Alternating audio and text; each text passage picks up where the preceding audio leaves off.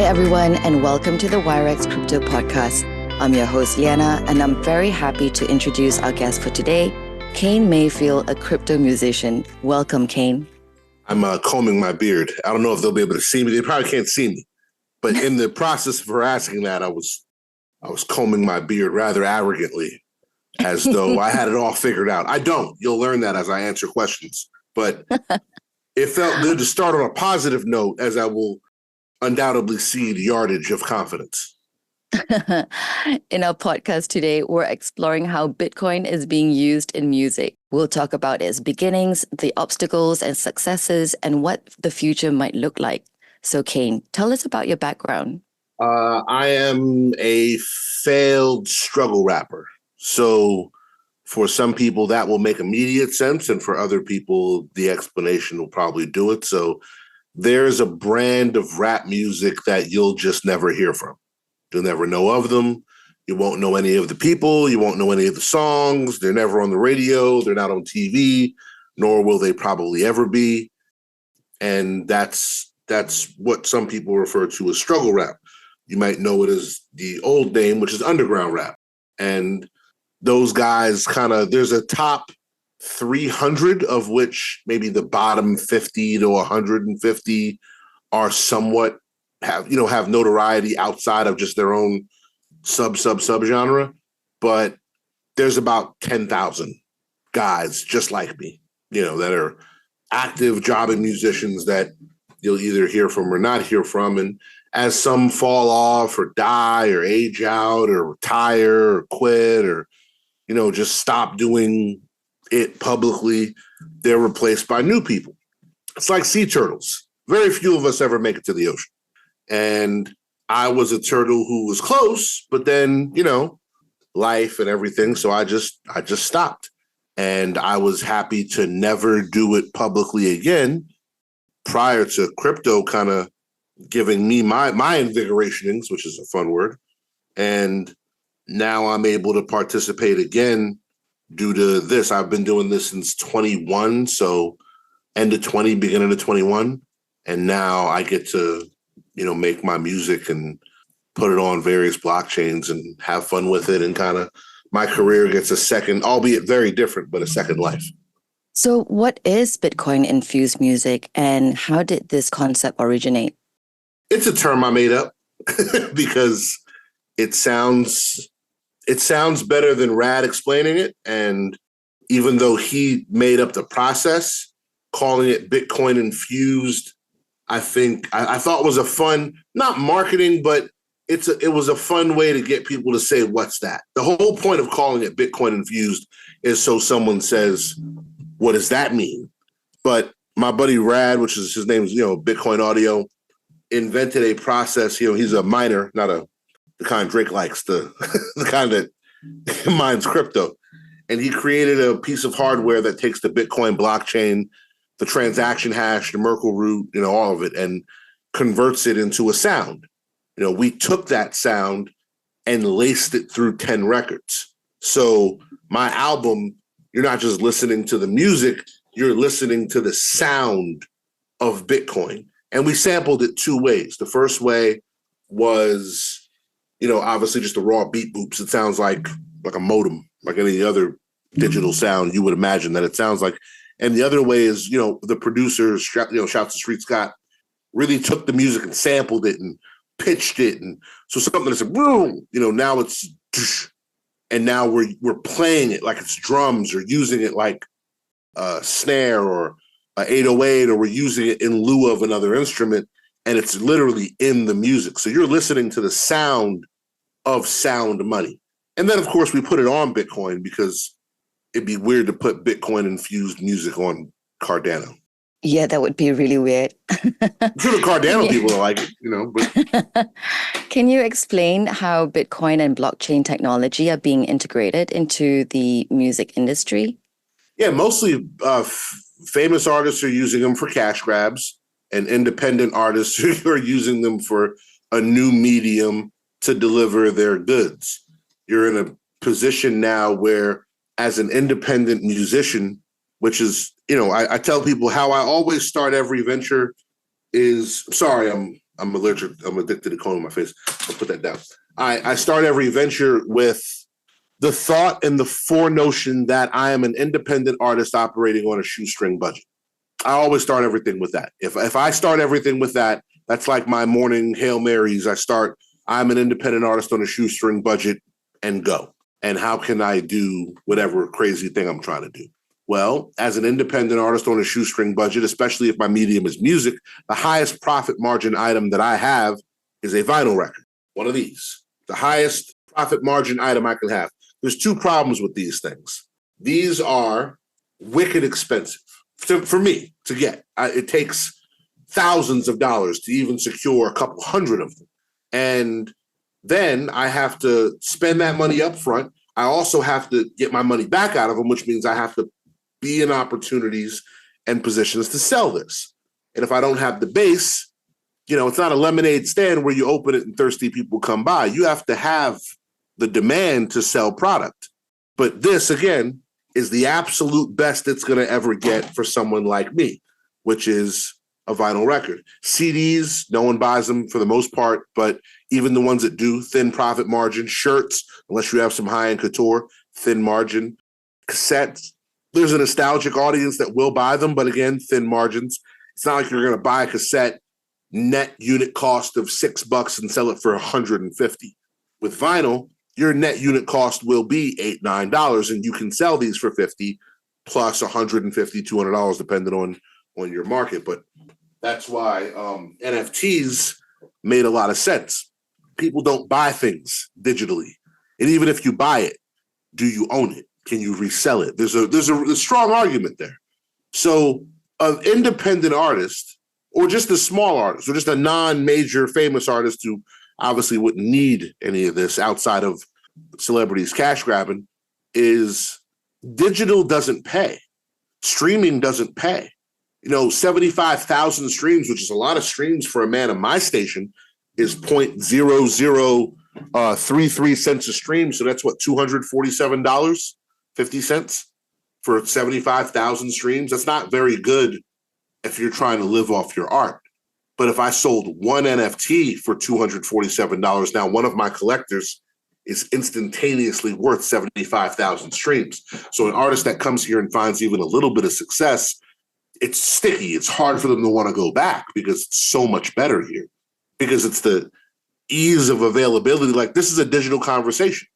Once upon a time, you're in Kuala Lumpur, she's, I believe, in Ukraine, I'm in Georgia. The three of us are in three different parts of the globe in three different time zones having a conversation. We could not just meet up for drinks in New York.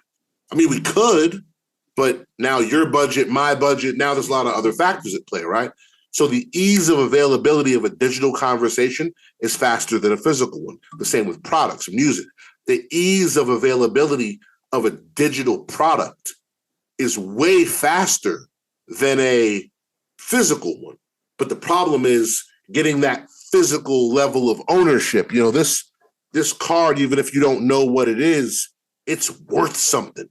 So it's good. This is a 9 out of, I probably can't see it, but a 9 out of 101. This is an important thing. How do you take the physical properties of this and make it digital? Well, NFTs solves that problem. Digital vinyl records. And no, it doesn't. It's not, oh yeah, some eureka moment for everyone who hears what I just now said. A lot of them have to be convinced. And for that, you need people who are outside. You need boots on the ground. You need accountability, you need trustworthiness. But for artists that come here, they find what they're looking for those that apply themselves. And NFTs, blockchain, music, it's all linked. The same way when everything went digital in the first place, away from CDs and tapes, everyone, oh man, it's a whole new audience. No, it's the same audience, just people you could never reach because they're far from you can now participate. So I think that's kind of the main draw of how it's being used. We'll get into dust a little bit later. Who are some of the pioneers or notable artists in the Bitcoin infused music scene? Well, for Bitcoin infused, us, me, Rad, Bitcoin Audio, myself, obviously Rare Skrilla, And that's pretty much it. For people who've done music on the blockchain, there's a litany of them. I'd be remiss for not saying, Theo Goodman. I'd be remiss to not say Connie Digital, Mighty 33, Robness. There's tons of OGs. Violetta did the thing on Ordinals. There's amazing artists that do, incredible stuff, music, as far as music goes on the blockchain. It's, Ruminate. There's amazing people. Ghostface recently did his thing. For the third time, he did something, Rune Project. But there's a lot of people. It's a niche of a niche of a niche. For me, that's home. I'm comfortable in a super niche. I think for other artists, it lacks the fanfare of a proper red carpet niche to where you're doing, this is Chicago house, but we still have tens of thousands of people at a show. This don't really run that way. So it's a little bit smaller, a lot more spread out and properly decentralized. And, could you share any other innovative projects or collaborations that have emerged in this niche? Yeah. Maybe you can tell us a little bit more about Dust. Sure. I mean, even without me, Skrilla did Grand Rising, and granted that was on ETH, but it was great. There's projects that come out all the time. One of the earlier ones in the early ordinals was a project called Silk Road, which is, I think, a 2017 or 18 album about Bitcoin, which now lives on the Bitcoin blockchain. Again, shouts to him. Willie Ways. There's just really dope art. I just want to be very clear that besides what I'm doing, putting the sound of the blockchain in the music, which technically Skrilla did first on Money Badger, which was an async project.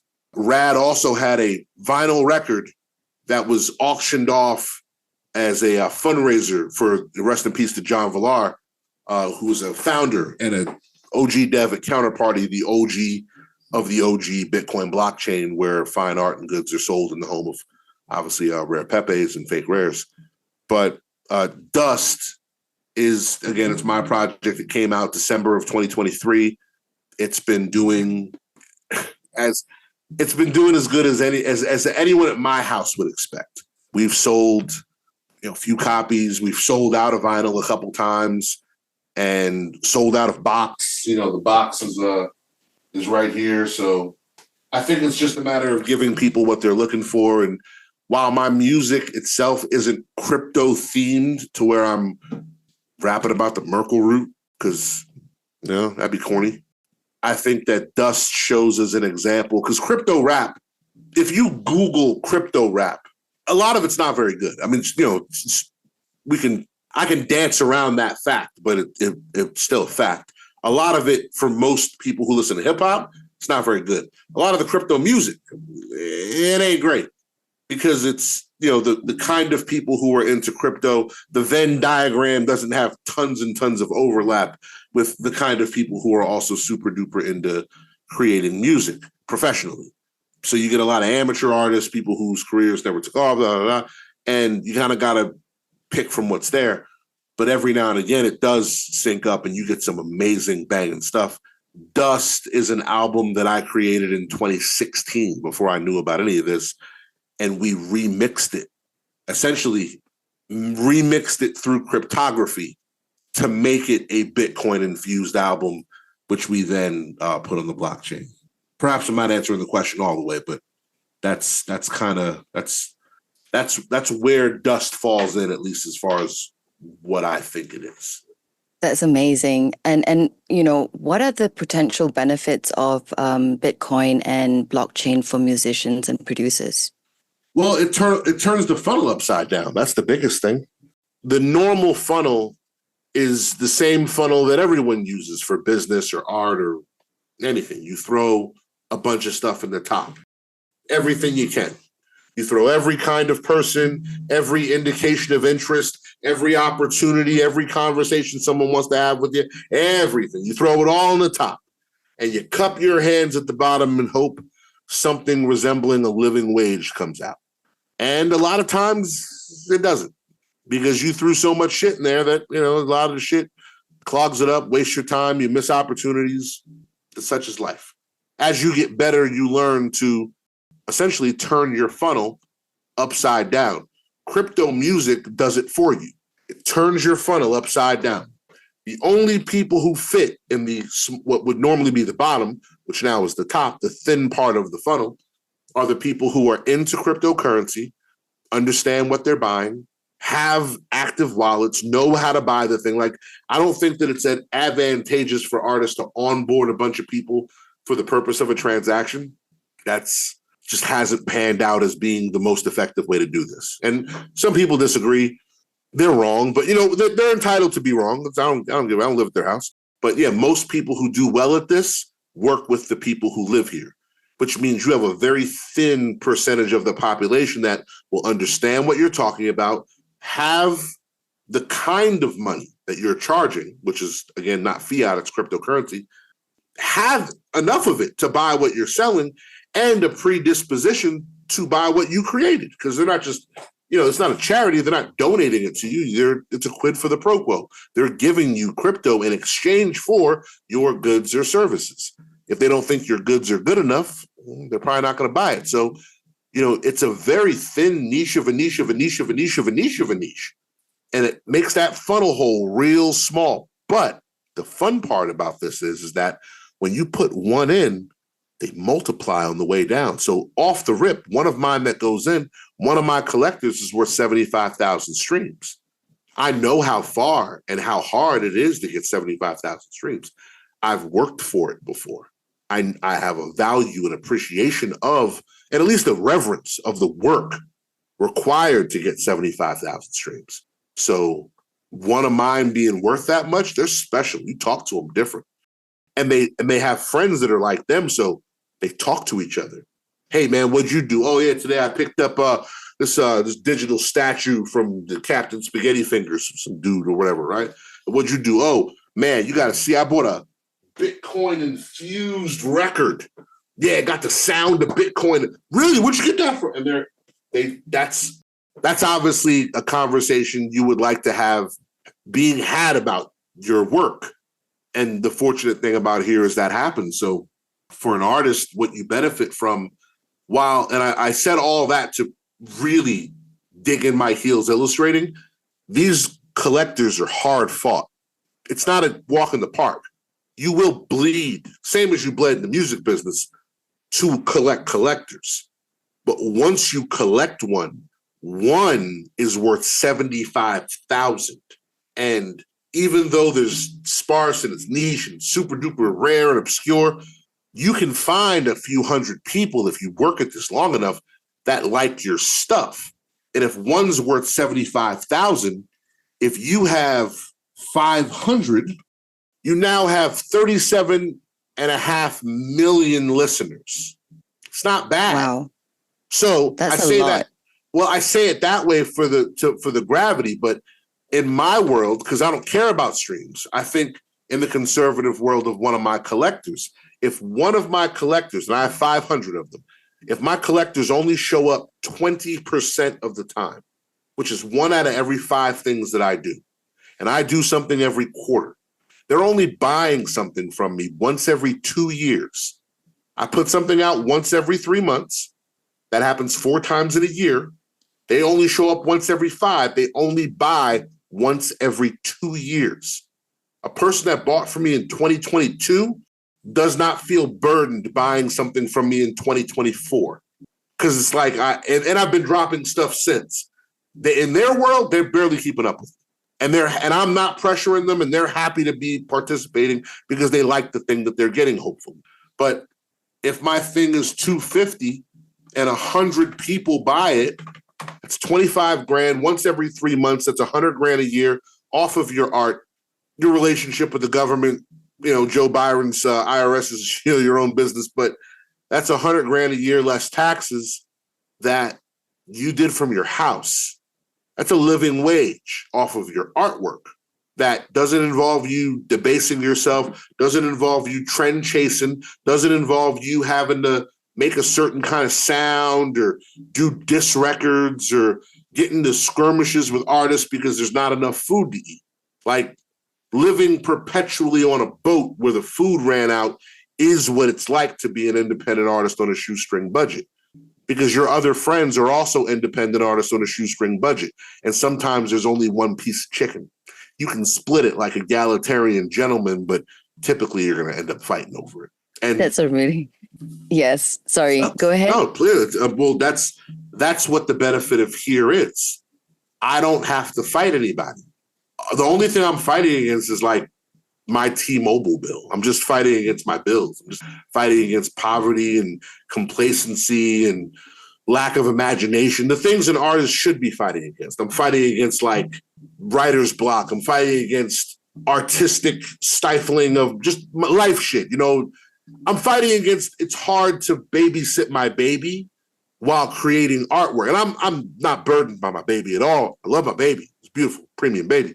But it's hard to make art with a baby because, you know, I'm in a zone and I zone in. I don't multitask for shit. So if I'm really locked in and he starts crying, it's like, gotta break. I fight against that. I don't have to fight against the radio station. I don't have to fight against the record label's infinite budget. I don't have to fight against anybody. I got to just walk through the space and collect my collectors. Some of them will like my artwork. Some of them will just like me. Some of them will like the music. Some of them will like the concept of my technology. And some of them will just say, you know, I'm not really into any of that, but I think you're going places and your shit will be worth more later. So I'm going to just buy it cuts. And you're liking who's liking you. So I think that that's a lot better for musicians. Do you think, you know, this is how artists can use Bitcoin to gain more control over their work and earnings? I think that if I wanted to do business with, and I occasionally did when I was a traditional musician, if I wanted to do something with a French, like Jay Hart is a French rapper / DJ. Nice, super sweet guy, just really nice guy. Jay Hart wants to do a thing and he's in France. Well, obviously he's going to pay me in euros and my bank may not convert that. So how do I do business with Jay Hart? Instantly, through a medium of exchange that we can both work with without the respective permissions of our governments. If Jay Hart decided to pick up and move to Iran, or I have Sasha, who did some of the artwork on she's in Russia. I believe her family is Ukrainian. I don't know but her actual deal is. But I know at one point she was in Russia and she left. But if she was still in Russia, and I said, here, you did the vinyl, the cover, I want to send you one. And I do. I'm going to send her one. And she told me, oh, Kane, you're so sweet. Please don't. And I said, oh, hell with that. I definitely will. She's like, it'll be too expensive. I don't give a shit. I went to the post office. And they said, you can't send that shit. I said, what? Yeah, you can't send that. DHL? You can't send that. FedEx? We ain't fucking with them. If she was in Iran, Cuba, there's places you can't mail that have nothing to do with me and that person. Their government's fighting with it. That got nothing to do with me and her. We're just two people. I can't send her a record to thank her. I can't transact. I can't interact. I can't have a human connection with someone because other people who are not us say so. That seems kind of unfair. I get, countries have their own, but I don't want to be involved in that. I don't even vote. So I just want to send something to my friend, whether it's money or goods or whatever. And I'd rather not be constrained. So as of right now, the goods part is harder, but with these digital assets, I can send her 3 of them right now, instantly across the planet. And nothing's restricted. So for these NFTs, for artists that want to have more exposure to markets that may be favorable to what they're doing or talking about or creating, well, I know for a fact that where I live, St. Simon's Island, everybody here may not like the way I rap. My neighbor does. My neighbor loves that shit. My neighbor plays it by his pool. It's like his bat signal for me to come over when he's barbecuing. He'll just start blasting my music. I'll be like, Jeffrey? I'm just here to go outside. But everyone else is, damn, maybe they don't like it. Maybe what you make, whoever's listening or reading this, maybe what you make isn't the keenest thing in the 18 blocks around your house. But maybe they would really love you in Kuala Lumpur. Probably be cool if you knew somebody there who could tell people about you. And maybe your stuff takes off there. And maybe you have a way of instantaneously transacting business over there without having to worry about currency conversions, government red tape, anything stopping it. You can just instantaneously deliver and transact. So I think that Bitcoin and cryptocurrency, because I'm on like 8 chains, but I think that Bitcoin and the other cryptocurrencies, well, not Bitcoin's not a crypto, but for Bitcoin and cryptocurrency, it is important that artists land, set up dwellings here, cyber or otherwise, and have their interests represented, or whoever tries to regulate this and effectively succeeds will do it for us. What do you think are the main challenges, facing the adoption of Bitcoin in the music industry? Well, the music industry has no need for it. The music industry as an industry they're fine. The music business is fine. And the benefits of Bitcoin, blockchain, and decentralization, those aren't necessarily benefits to the music business. When I say, hey, full transparency, when Spotify should adopt a blockchain, wouldn't that be easier? ASCAP, BMI. This guy was so pissed off at me recently because his idea was like blockchain for ASCAP and BMI. These are the publishing people. And I said, yeah, great for you, great for the artists. I'm an artist. Woo-hoo. Why would they do that? Because it makes people happy. It'd be easier to pay people. The pawn shop hopes you default so they can keep your item that's worth more than what they gave you. In fact, they hope you make all the payments except the last one. And then they get to keep your item and your money. That's the best scenario for them. They're not your friend, it's business. So the music business industry, they've tried. Their boats have landed on the coast.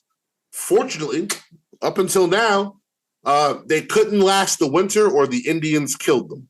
And in a very vain way, I like to fashion myself as having some part in that. Really, probably not.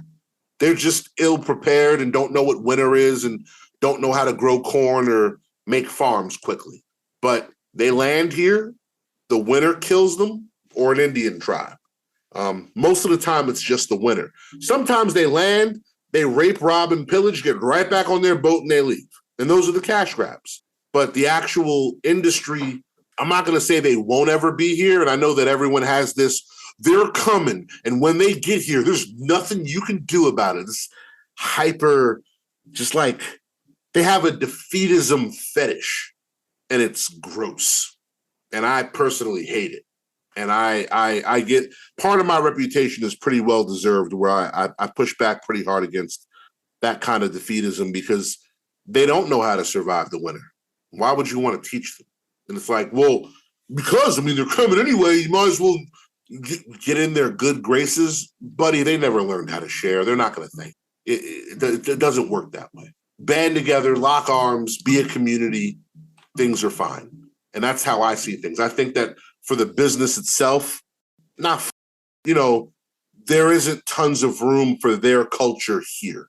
For the artist, the independent artist, for the artist that wants to be independent or wants to experience independence here because they don't have it in the Web 2 world, for those artists, I think the possibilities are endless. The technology is extraordinarily helpful, largely available for free, and the community to be more than welcoming. And I think that's the real bat signal. It's not for the business. It's for the people who are normally the victims of business. And, I do love your analogies. But how do critics of Bitcoin infused music respond to these innovations? And, what are their main concerns? Nothing. It's not real. I've never met anybody with a legitimate gripe against NFTs or crypto mute. I can't speak for NFTs like Dickle Butts or, Fluffy Feet or whatever. I can't speak for those. If you're making squishy squids and, Squid Gang and everyone should come to your Discord and get Lambo ready, I can't speak to that. I speak to music NFTs. I'm a crypto musician. And as a crypto musician, I know the benefits therein. I can articulate the benefits therein. And typically what happens when someone is a NFT hater or a crypto hater, I see no value in this, blah, blah, blah, blah, blah. Usually by the time I'm done talking, one of two things happens. They're either going to say, oh, I never thought of it that way, or they're going to say, because I don't leave much room. If you don't see the benefits in this, that, and the third, it's fine. You don't have to. We're just not talking to you. And I think that's really the benefit of dealing with a niche of a niche product for a niche of a niche audience. I don't have to do mass appeal anymore. And a lot of people are not used to artists not wanting them to find them sexy. Well, I don't see the value. Good. Then we don't really want people who don't see the value. So I'm glad you're not going to buy it, because I would hate to have to explain it to you later. And that's the benefit. It's back to that, yo. It's back to if you know, you know. Music, once upon a time, was, and if you weren't cool, you didn't get it. The Sex Pistols were not concerned with the marketing strategy of you understanding the demographic algorithm triggering mechanism in the songs of said Sexy Pistols. They were real. And the people who got it, got it. The Furious Five were not interested in going on Tucker Carlson to explain what happens if you push them, because they are obviously close to the edge. They just sung the song, and he who feels it knows. If you know, you know. Crypto music should operate the same. If you know, you know. This ain't for everybody. It shouldn't be. So we should work within the confines of what we have and giving people the best value, for their entertainment dollar or for their interest. But yeah, I hate to duck that. I don't want you to think I'm ducking your question. And please, if you've got something, I'd love to answer it. But I have legitimately never heard anyone fully articulate the negatives of crypto music that I couldn't crack in half with my broadsword. I ain't met them yet. I'd like to meet them. It'd be nice. So where do you see as the future of Bitcoin and blockchain technology in music? We're working on it. I don't think that it's going anywhere. The beautiful thing is that it's the next iteration of just music in general. It's funny that we're having this conversation in the recent news about MTV News going dark, and all that history is gone. You can Wayback Machine it if you got the link, but all that information, gone. All of it. All those stories, all those articles, all that important. If MTV News was thriving today, they'd be talking about the election, the Kendrick Lamar and Drake beef. They'd be talking about what's going on in the war. They'd be talking about what's happening in technology. They'd be talking about everything, because they weren't just music news. They were world news for their age demographic, which was that, 15 to 35, which then became broader. And of course, that chasing mass appeal is what killed them. But this don't go down. If even if it's IPFS and Arweave, those ain't going nowhere. So you have IPFS, you have Arweave, stuff inscribed into Bitcoin and stuff inscribed into ETH. You've got a level of digital permanence that, while we're still beginning to understand it, we've never had it before. I have songs on MySpace that I can never hear again. They're gone. They're just gone. I don't have them anymore. So now what happens?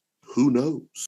So this is a level of permanence that we've never experienced. And I think for artists who are tired of playing the run and go get it games, the hide and seek with the money games, they put 70 dogs in a cage and 3 bowls of food and see who's left in 2 days. Like those games are over for an artist that chooses you can just do this over here, have a cyber presence, and pop out when you want to. So I think the future is I'm not a blockchain prognosticator, but I would say that it's certainly bright for those who will embrace it. And for those who don't, I don't think they're going to have to choose anytime soon. I think this is a medium that if it's for you, it's for you. And if it's not, obviously you can always fade it. That's very true. What advice would you give to artists who are interested in exploring Bitcoin infused music? Find your tribe.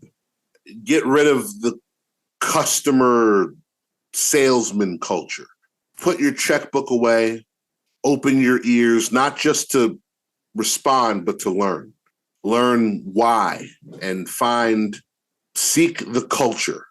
It's hidden. It's not as open as it was in 2020, 2021, from what I've been told, even prior to 17. It's not the way it was then. There's a thick, wafting, cotton candy web of you have to cut through it and try not to get it on your clothes. So definitely. So would you say it's about having a different mindset, when exploring Bitcoin infused music? Yeah, well, you're gonna need that prerequisite will be, you'll need that anyway. You'll need that regardless. Just to try, you'll need that. So I was taking that almost as a given. You get here with your different mindset, you're gonna need to have a different view of time because you're starting over. This is a new planet. Who you were does not matter here. And that's a good thing. You think that you don't want that, but you truthfully do. Who you were is why I've sold more NFTs than Chris Brown. I'm not a bigger artist than Chris Brown. I'm not more famous than Chris Brown. I certainly don't have more money than Chris Brown, but I sold more NFTs than him because he tried, because he was with some stupid people. So his fame, my anonymity, I started on par. He started on par. It's fair. So don't be in a rush. You're not behind. Think about how you want to make this. Easy come, easy go. Fast money ain't last money. Money you get quickly doesn't tend to last very long. So guard your reputation, important stuff. Get a strong foundation. Find your tribe. Your tribe isn't customers. Your tribe is friends, like-minded individuals that are not making money, because you're going to need them. As diverse as you can find them, and start building that, because that's the most important thing, because you can't do this by yourself. But if you do that, this gets easier, and you can really find what you're looking for here if you look for it clean. If you try to find, yeah, man, I heard there's money here. Well, there is. Why should they give any to you? I don't know what the future holds for crypto music. I don't know how mass adoption would or could ever play into this. I do know that at least for the next few years, that's probably not going to have to be a concern. And for the next few years, I'd like to continue to contribute meaningfully by making good works and building stuff and doing hood rat shit with my friends. That's really sound advice. How can listeners get involved or support artists who are pioneering Bitcoin infused music? Buy their work.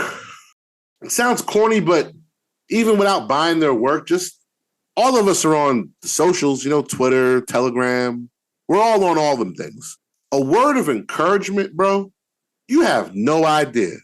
It'd be dark over here. Like some days, it's just me and this I talk to the frog because I'm just trying to figure it out.